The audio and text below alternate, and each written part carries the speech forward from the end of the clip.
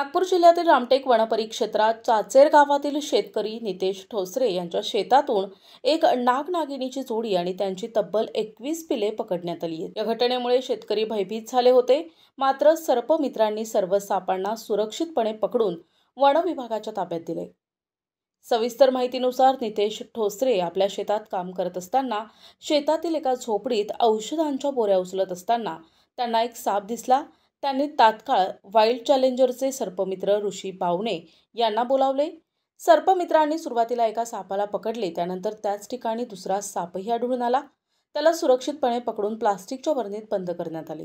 पुढील बोऱ्या काढल्यानंतर एकच धक्का बसला। एक दोन नव्हे तर एक एक करत तब्बल 21 सापांची पिल्लं दिसली। इतकी पिल्ले पाहून शेतकरी नितेश ठोसरे पूर्णपणे भयभीत झाले।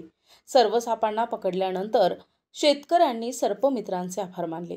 सर्पमित्रांनी पकडलेले हे नाग-नागिन आणि त्यांची 21 पिले रामटेक वन विभागात आणण्यात आली।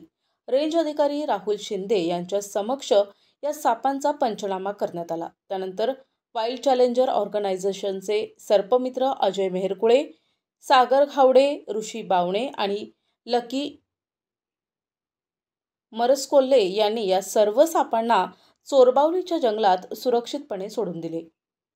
माझे नाव ऋषी बावणे, राहणार चाचेर। मी घरी असताना मला माझ्या गावच्या एका शेतकऱ्याचा फोन आला आणि त्यांनी फोनवर असे सांगितले की माझ्या शेतामध्ये एक साप दिसून आलेला आहे।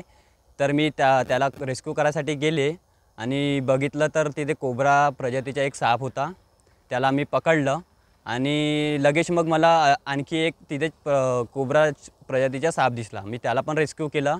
असं मग करता करता ते आणखी मग एक दोन पिले वगैरे दिसला मला तिथं। ते असे एक दोन पिले काढता टोटल 21 पिले मी रेस्क्यू केले आणि मग रामटेक फॉरेस्टमध्ये जाऊन रजिस्ट्रेशन केले, त्यांचा पंचनामा केला आणि त्याच्यानंतर मग चोरबावली फॉरेस्टमध्ये घनदाट जंगलामध्ये जाऊन सोडलं। प्रतिनिधी अजय मेहरकुळे, NTV न्यूज मराठी, रामटेक, नागपूर।